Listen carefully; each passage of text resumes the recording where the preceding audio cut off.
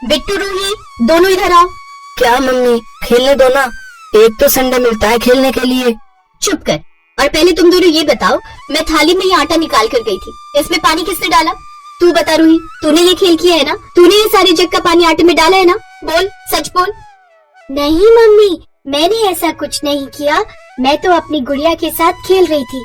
अच्छा, तो ये सारा कांड इस खिड़की से हुआ है। मैं भी देखती हूँ ये सुनीता मुझसे कैसे बचती है। जाओ, तुम दोनों जाकर खेलो, मुझे खाना बनाना है। अनीता और सुनीता दोनों देवरानी जेठानी थे। अनीता बड़ी बहू थी और सुनीता छोटी बहू। दोनों के घर अलग थे, पर उनकी रसोई आपस में जुड़ी हुई थी, क्योंकि एक ही दीवार पर बनी थी और इस रसोई की खिड़की दोनों की रसोई से मिली हुई थी। इस वजह से कोई भी चीज आर पार हो सकती थी। इसी बात का फायदा अनीता और सुनीता उठाती रहती थी। कभी अनीता सुनीता के काम को खराब करती, तो कभी सुनीता अनीता के काम को बिगाड़ देती। अक्सर इन दोनों के बीच इन्हीं बातों पर लड़ाई होती रहती थी। इस वजह से दोनों की सास कमला बहुत परेशान रहती थी। अरे सुनीता, ये कैसी चाय बनाई है?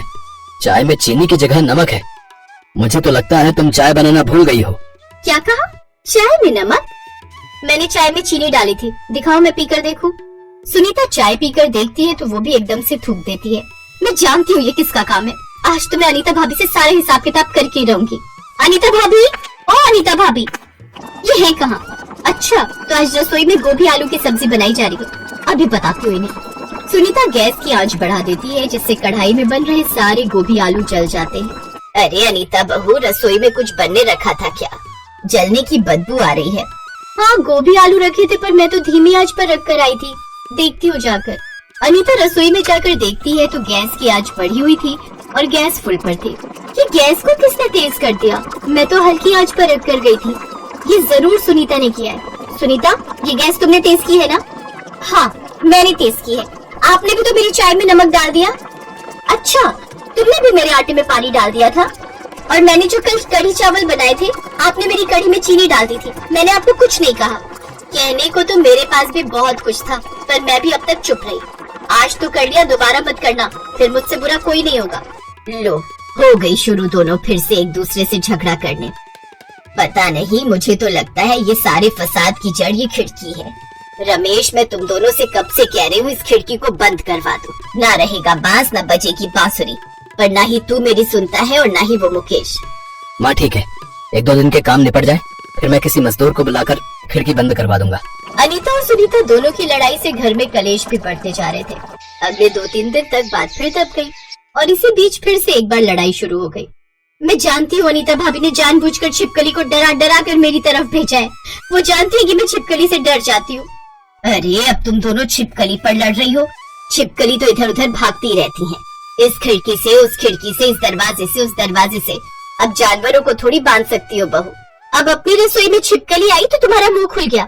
उस दिन जब तुमने अपनी रसोई की गंदी अलमारी साफ की थी, तो उसमें से जो चूहे भागकर मेरी रसोई में आए थे, तब तुम कहाँ थी? मैं भी बहुत सहन कर रही हूँ। अब आया सास को ज्यादा तेज गुस्सा और उसने दोनों बेटों को आवाज लगाई। बस, अब तुम दोनों कुछ नहीं बोलोगी। अब जो करना है मैं करूंगी। रमेश, मुकेश, अभी के अभी जाओ और एक मिस्त्री बुला कर लाओ जो इस खिड़की को बंद कर दे। और फिर मिस्त्री को बुलाया गया और रसोई की खिड़की बंद कर दी गई। अब रसोई की खिड़की तो बंद हो गई, पर इससे अनीता और सुनीता परेशान हो गई, क्योंकि उन दोनों के पास मन लगाने के लिए कुछ भी तो नहीं था। दोनों के बच्चे सुबह सुबह स्कूल चले जाते, सास मंदिर कीर्तन चली जाती और दोनों के पति अपने अपने काम पर चले जाते। पीछे से दोनों अपने अपने कमरों में कभी बैठी तो कभी अपनी अपनी रसोई में खाना बनाती। दोनों खिड़की की तरफ देखती तो खिड़की पर तो मिस्त्री सीमेंट लगाकर जा चुका था। दोनों थोड़ी उदास हो गई और शाम को दोनों सब्जी लेने के लिए एक साथ घर से बाहर निकली तो दोनों की नजर एक दूसरे पर पड़ी। नमस्ते भाभी, कैसी हो? मैं ठीक हूँ सुनीता, तू बता तू कैसी है? मैं भी ठीक हूँ। और कहाँ जा रहे थे? मैं सब्जी मंडी जा रही थी। आज बिट्टू और रूही का मन था भिंडी खाने का, तो सोचा मंडी में ताजी भिंडी आई हुई होगी, वही बना लूंगी शाम को। अच्छा, मैं भी बस मटर पनीर लेने जा रही थी। आज बबलू और पिंकी मटर पनीर खाने की जिद कर रहे थे। अच्छा, चलो दोनों साथ चलते। हाँ, क्यों नहीं। दोनों देवरानी जेठानी एक साथ मंडी जाती हैं, पर ज्यादा बात नहीं करती, क्योंकि दोनों ही झिझक रही थी। कुछ दिन पहले ही तो दोनों इतनी तगड़ी लड़ाई कर चुकी थी, इसलिए बात करने के लिए ज्यादा कुछ था नहीं। दोनों अपने अपने घर लौट आती हैं। इधर अनीता भिंडी बनाने की तैयारी करती है, उधर सुनीता मटर पनीर बना रही थी। पर कुछ तो था, बिल्कुल सूखा सूखा, और वो था दोनों का एक दूसरे को ना देखना। मम्मी, चाची के घर से मटर पनीर की खुशबू आ रही है। मेरे तो मुंह में पानी आ रहा है। अभी इस भिंडी के साथ रोटी खाओ, कल मैं मटर पनीर बना दूंगी। मम्मी, भिंडी तो बबलू को भी बहुत पसंद है ना। वो आपके हाथ की भिंडी कितने शौक से खाता है। हाँ, खाता तो है। थोड़ी सी दे आऊं क्या? अगर मन है तो दे आओ। इधर सुनीता भी ऐसा ही कुछ सोच रही थी। क्या हुआ मम्मी? आप तो बिट्टू भैया के लिए मटर पनीर लेकर जा रहे थे, अभी तक गए नहीं? हाँ, जा रही हूँ, देखती हूँ। सुनीता भी नहीं जानती थी कि अनीता भी उसे भिंडी देने आ रही है। जब दोनों अपना अपना दरवाजा खोलती हैं तो हैरान रह जाती हैं। सुनीता, तू?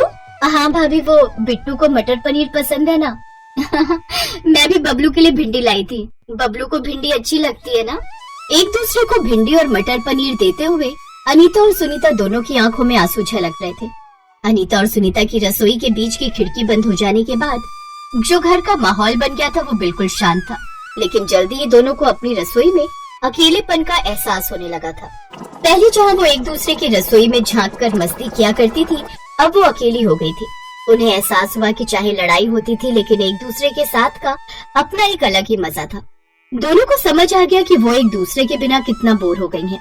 अनीता और सुनीता दोनों ने अपनी अपनी गलतियों को स्वीकार किया कि अब वो एक दूसरे से कभी नहीं लड़ेंगी। दोनों में सुधार देखकर उनकी सास ने खिड़की को दोबारा खोलने का निर्णय लिया और खिड़की दोबारा खोली गई। अब एक बार फिर से सबके चेहरों पर खुशी थी। घर में हंसी मजाक और प्यार का माहौल बन गया। रसोई की वो खिड़की अब उनकी दोस्ती और समझदारी का प्रतीक बन गई थी।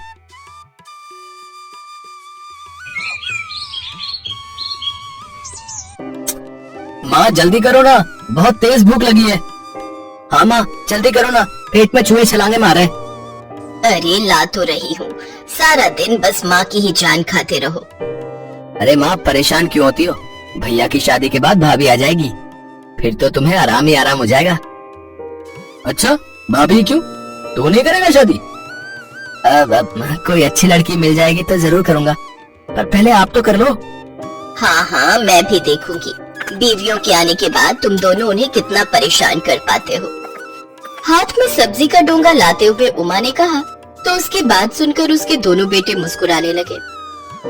इसके बाद सुशील और अनिल दोनों उंगलियां चाट चाट कर खाना खाने लगे और फिर अच्छा एक बात और है माँ, तुम्हारे हाथों का जो स्वाद है ना वो कहीं और नहीं। रहने दे, बड़ा आया। जब तेरी बहू आ जाएगी तब पूछूंगी कि किसके हाथों का स्वाद ज्यादा अच्छा है। वाह माँ वाह, क्या बात कह दी। ओए तो चुपचाप खाना खा, ज्यादा बोलेगा ना तो तेरी ही शादी पहले करा दूंगा, समझा? सुशील की इस बात को सुनकर उमा सोच में पड़ गई और फिर उसने कहा, वैसे आइडिया बुरा नहीं है। मतलब कौन सा आइडिया माँ? अब अनिल भी तो अब शादी के लायक हो ही गया है, ठीक ठाक कमा भी लेता है, तो तुम दोनों की शादी एक साथ ही करा देती हूँ। अरे अरे ये बात कहाँ से आ गई? शादी की बात तो भैया की चल रही है ना, तो उन्हीं की कराओ, मुझे इस पचड़े से दूर रखो। और वैसे भी मैंने सुना है। क्या सुना है तूने? अरे मैंने सुना है भाई तभी तक भाई को प्यार करता है जब तक वो पति नहीं बन जाता। एक बार बेबी आ गई तो फिर तो रायता ही फैलता है। क्यों माँ? ऐसे कैसे? मैं तो हूँ ना सब कुछ समेट कर रखने के लिए। उमा ने ये बात यूं ही नहीं कही थी। काफी सोच विचार के बाद उमा कुछ दिनों के बाद ही दो सुंदर बहुओं को अपने घर ले आई। अपने दोनों बेटों के घर बसाकर वो बहुत खुश थी, लेकिन ये वाकई इतना आसान भी नहीं था। अभी असल रायता तो फैलना बाकी था। कुछ दिनों तक तो सब ठीक चला, लेकिन फिर एक दिन, सुनो जी, मुझे आपसे एक बात करनी है। क्या हो गया, बोलो। अरे वो अनीता, वो तो बहुत ही फिजूल खर्च कर रही है। मतलब ऐसा क्या कर दिया उसने? जब देखो खाने में पनीर, चाप, मुर्गा, बस यही सब बनाती रहती है। हाँ तो क्या हो गया? हुआ ये कि जो राशन 5-6 हजार में पूरा हो जाना चाहिए था, मैडम की वजह से 12-15 हजार तक पहुंच रहा है। ऐसे ही चलता रहा तो हम तो सड़क पर आ जाएंगे। अपनी पत्नी सुनीता की बात सुनकर सुशील भी सोच में पड़ गया। मगर ये कहानी सिर्फ इसी कमरे में नहीं चल रही थी, बल्कि दूसरे कमरे में भी यही हाल था। छोटे भाई अनिल की पत्नी अनीता भी उससे अपनी जेठानी की शिकायत कर रही थी। देखो जी, ऐसे नहीं चलेगा, मैं कह देती हूँ। पर हुआ क्या? तुम्हारी तुम्हारी भाभी भिखारियों के खानदान से है क्या? अरे ऐसा क्यों बोल रही हो? सारा दिन बस दाल चावल पोहा खिचड़ी यही सब बनाती रहती है।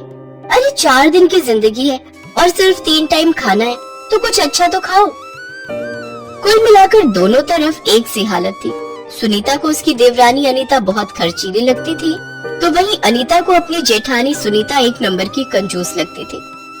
धीरे धीरे ये लड़ाई शिकायतों से बढ़कर हर रोज के झगड़ों और फिर तू तड़ाक पर आ गई।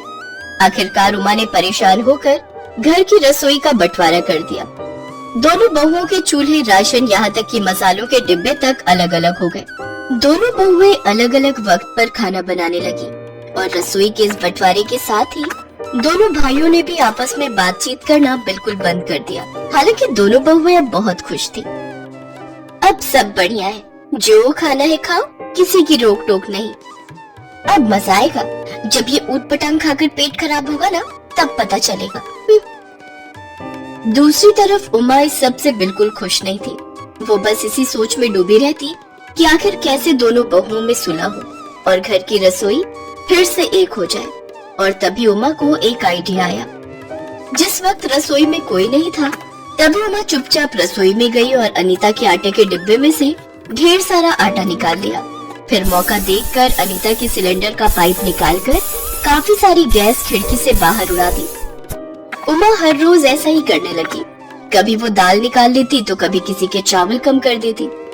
इस वजह से दोनों बहुओं का राशन बहुत जल्दी खत्म होने लगा। दोनों भाइयों पर दुगना खर्च पड़ने लगा। और तब एक दिन, अरे यार अनीता, कहाँ से लाऊं इतने पैसे? भला ऐसा भी क्या बनाती हो हर रोज जो महीने का राशन 15 दिनों में ही खर्च हो गया? अब ऐसा करो, तुम रहने दो, अब माँ ही रसोई चलाएंगी, तुमसे नहीं हो पाएगा। उधर घर के दूसरे कमरे में भी कुछ ऐसा ही हाल था।